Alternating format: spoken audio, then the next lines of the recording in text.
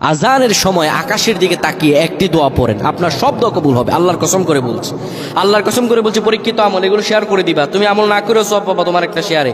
এটি যদি শুনে অন্য কেউ আমল করে, তুমি আর সওয়াব পেয়ে যাবা। আজানের সময় যখন আজান হয় তখন আমরা কথাবার্তা বলি, এগুলো অনুচিত। আপনি আজানের সময় আকাশের দিকে তাকিয়ে একটি দোয়া পড়বেন। এই দোয়াটি আমরা অনেকেই পারি। এখন বলবেন হুজুর কমন পড়ে গেছে দোয়া। আমরা অনেকেই আল্লাহ তাআলার কাছে এটা ওটা চাই, কিন্তু সঠিকভাবে চাইতে জানি না। সঠিকভাবে কোনো ব্যক্তি যদি চায়, আমার আল্লাহ তাকে দয়া করবেন। আল্লাহ বলেন, বান্দা উদউনি আস্তাজিব লাকুম, আমার কাছে চাও, আমি আল্লাহ সব দিয়ে দিব। সুবহানাল্লাহ।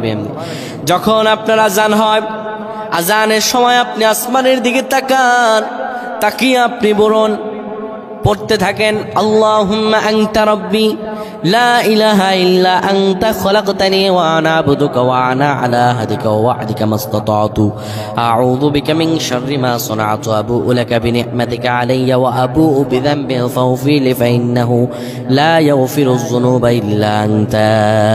এই সাইয়্যিদুল ইস্তিগফার আপনি পড়েন, ইনশাআল্লাহ আল্লাহ সব দোয়া কবুল করে আপনাকে কবুল আর মঞ্জুর করে নেবেন। পড়েন আল্লাহু আকবার।